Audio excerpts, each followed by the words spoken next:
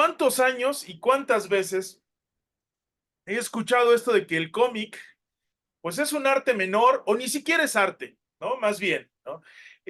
Recuerdo cuando la primera vez que dejé la casa de mi mamá, eh, dejé algunas cosas, entre ellas una pila grande de cómics, y me dijo, oye, los tiro, ¿no? Ya, ¿para qué te sirven, no?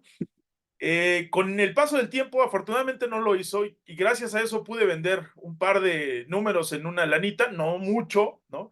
Un par de crossovers ahí que tenía del Capitán América con el Hombre Araña y otras cositas más, unos de los primeros What Ifs también.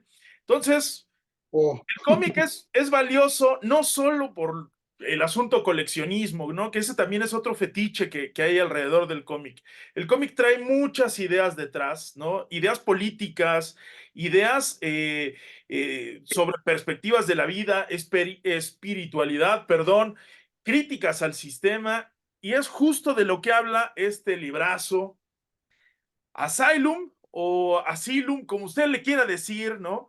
Del buen Jorge Tadeo. Jorge, qué gusto platicar contigo, siempre es chingón hacerlo. Le entras con todo a una revisión de ensayos sobre el cómic y de entrada te vas con esto de el cómic es mucho más que historietas para niños. Ahora sí que suéltate, totalmente. qué gusto platicar contigo.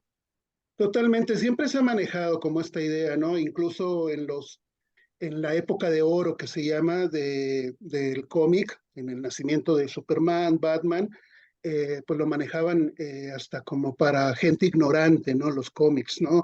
Para niños, si eras un adulto que lo leías, pues eras Ahí traes una opinión de Marshall McLuhan, ¿no?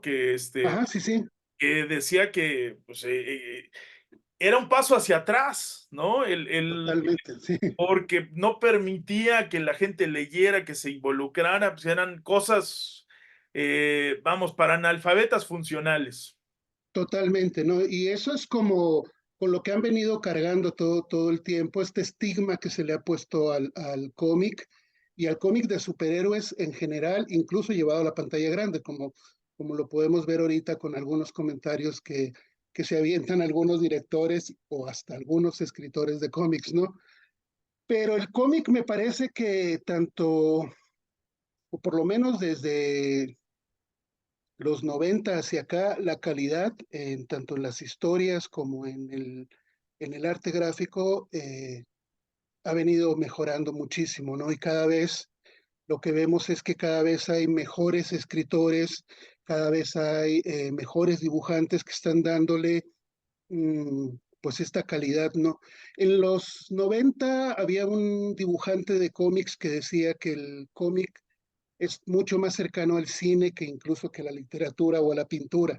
Decía, el cómic maneja un estilo mucho más cercano al, al, al cine a la hora de contar las historias, ¿no?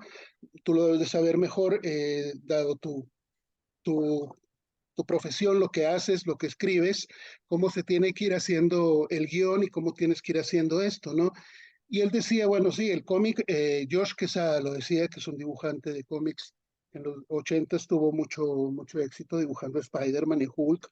Él decía, tienen toda la razón, ¿no? Nosotros no queremos el Nobel de Literatura, no queremos ser reconocidos como grandes pintores, porque nosotros somos mucho más cercanos al cine que a este otro tipo de creación artística, ¿no?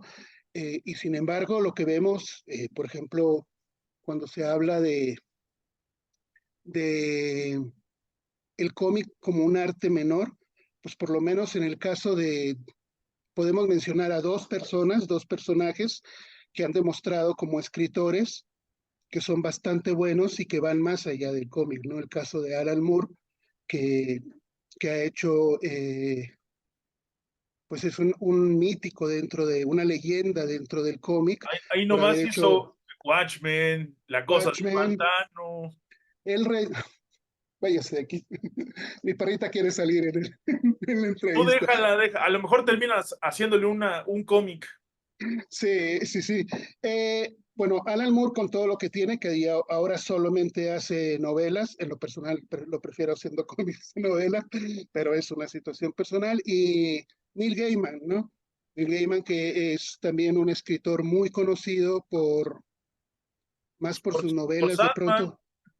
Sí, por Sandman, por Coraline, por muchas novelas gráficas, pero también escribe novelas sin bonitos, diría mi mamá, ¿no? Entonces, oye, justo en este punto, ¿cuándo pasamos de hablar de cómics a hablar de novelas gráficas?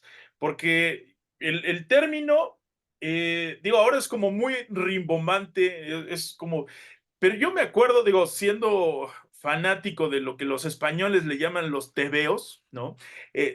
O sea, eran cómics y ya, ¿no? O total, historietas. sí.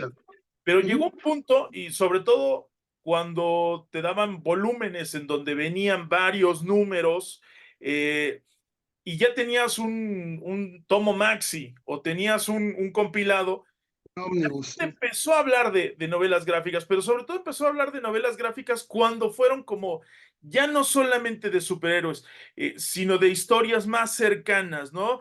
Por ejemplo, Daniel Close, ¿no? Con cosas así como Ghost World, ¿no? Con Bola 8 y estas cosas. ¿Cuándo podemos pasar de hablar de cómics a hablar de novela gráfica?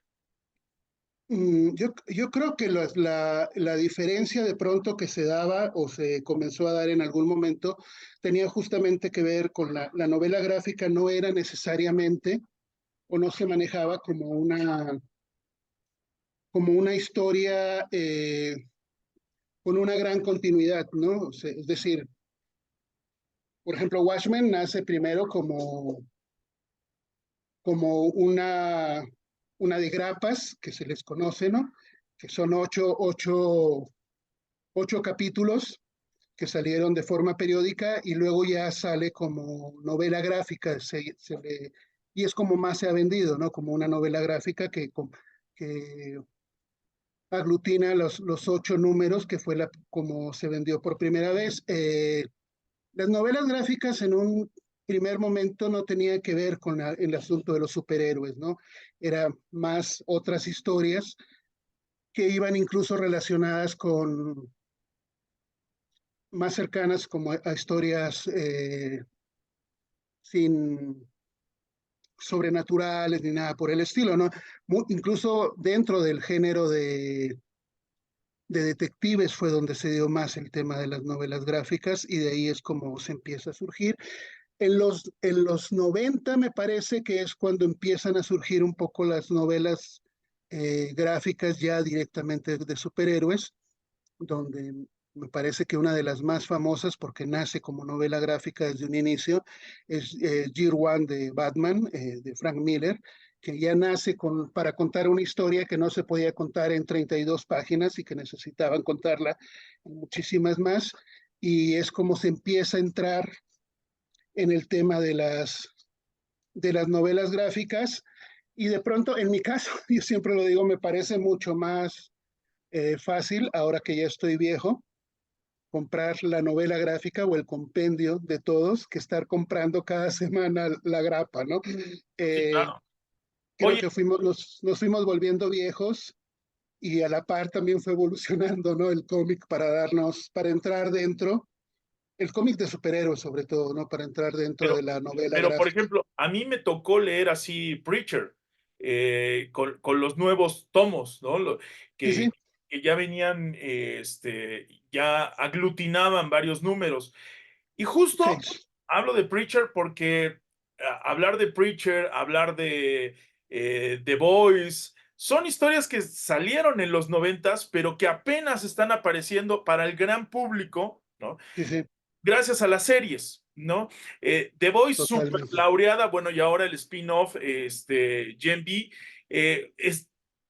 son como súper sorprendentes para la gente, y utilizo el súper como especialmente con ahínco, porque pues, tratan de superhéroes, ¿no? Pero superhéroes que son gandallas, que son aprovechados, superhéroes que es súper sexualizados, eh, que ven por sus intereses y que detrás de ellos hay una corporación.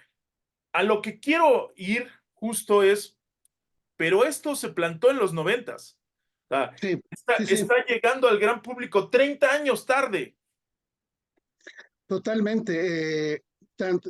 Bueno, incluso bueno, Garth Ennis, que es el escritor de esta, tanto de Preacher como de The Voice, es un tipo que siempre ha estado como en esta línea transgresora y confrontativa, ¿no? De escribir. Me parece que si él hubiera empezado a escribir en estas épocas, no hubiera llegado a ningún lado, ¿no? De Vimos una hecho, época demasiado políticamente correcta y no hubiera totalmente. podido existir un tipo como él, ¿no? No, totalmente, ¿no? O sea, él es el que nos dio al Constantine, o sea, al final Constantine es una creación de Alan Moore, pero él es realmente quien le puso toda la carnita por ahí, ¿no?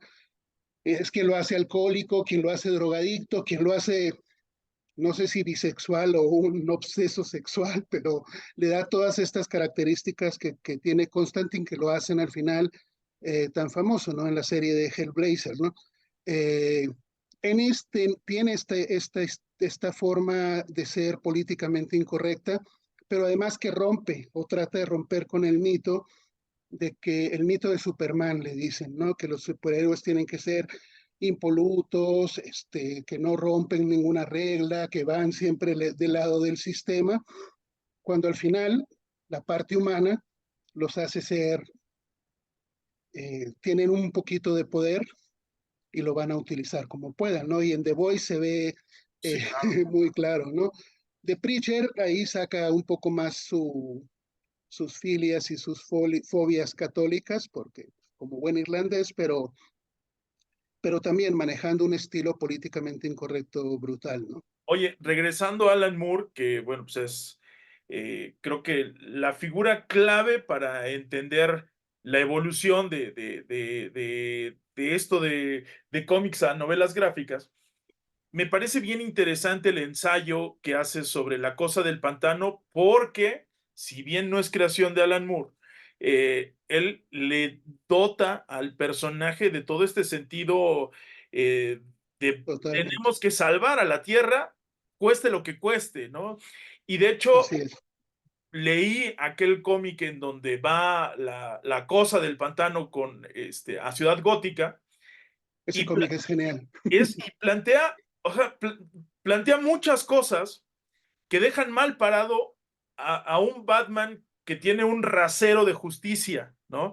Que Así es. siempre sabe cómo actuar, ¿no? Que tiene esta moralidad, digamos, muy plana.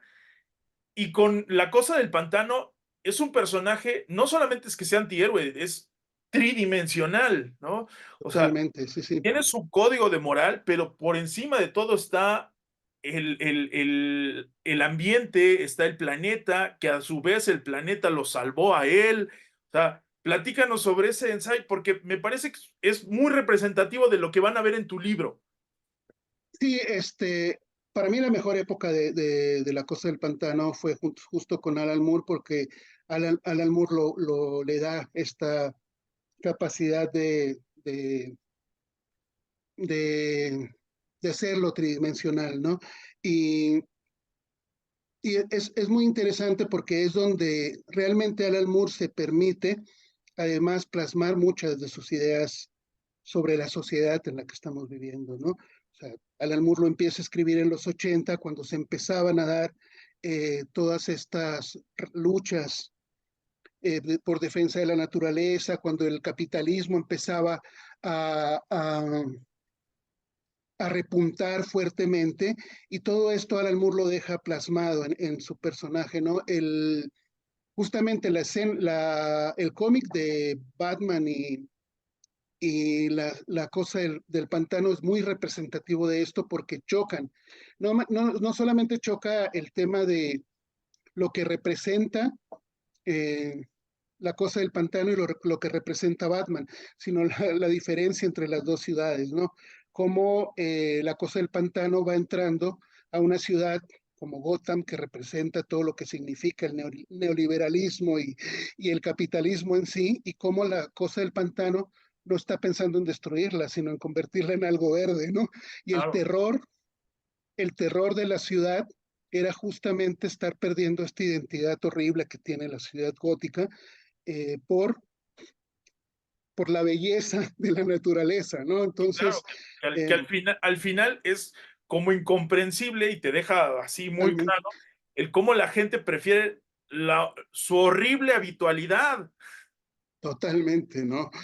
Pero además creo que es de los pocos momentos en que Batman se cuestiona su propia acción. O sea, decía él, desde la boca de Batman, Alan Moore empieza a cuestionar si realmente lo que él hace está bien, ¿no? Decía, él no es un villano, él no está tratando de acabar con nosotros.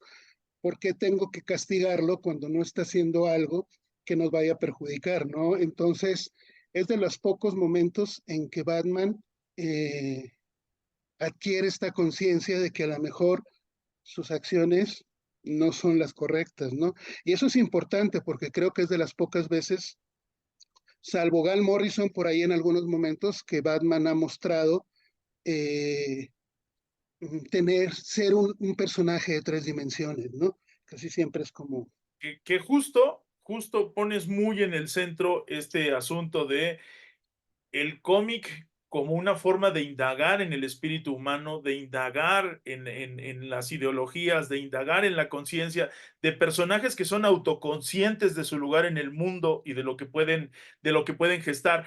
Dinos cómo podemos conseguir el libro, cómo podemos contactarte. el libro fue editado por una editorial pequeña que va apenas funcionando. Este es su primer trabajo. La editorial se llama Ediciones No Macera. Eh, les paso más bien los datos de ¿Ya? contacto con ellos y los míos, ¿no?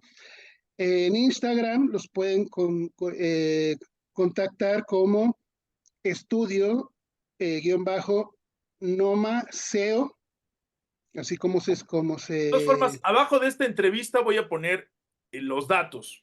vale. Y el correo también para que le escriban a ellos es intransferible.dp@gmail.com y conmigo, que me pueden encontrar en las redes sociales como Jorge Tadeo. Y yo sí quiero, por ejemplo, hablar del diseño, que me parece que Daniel, que es uno de los que colabora con esta editorial, hizo un diseño estupendo, hizo un diseño muy, muy bueno, muy interesante, donde casa muy bien con cada uno de los ensayos. Nos tardamos 2 años de trabajo Y para quedó que viera la chingón, luz, y pero quedó chingón. quedó muy, muy bien. Ellos son una editorial que apuestan mucho por fanzines y por la autopublicación y bueno, cuando decidieron sacarlo, pues para mí era como la editorial ideal por la forma que tienen ellos de ver el diseño y por este amor a los cómics, ¿no? Y el amor a los héroes con mayas, como dice por ahí un amigo. Pues Jorge, qué gusto platicar contigo, a conseguir el libro, se los recomiendo sobremanera y además, Jorge, tenemos el gusto de que es colaborador de Letra Gorda, entonces por acá también lo pueden leer. Te mando un abrazo bien grande. Otro de mi parte, sí, por ahí hay un texto mío justamente sobre Batman y Sí, su justo, fascismo por ahí, ¿no? Sí, exacto. vale. Hermano, estamos en Un contacto. abrazote, estamos en contacto. Chao, chao. Hasta luego.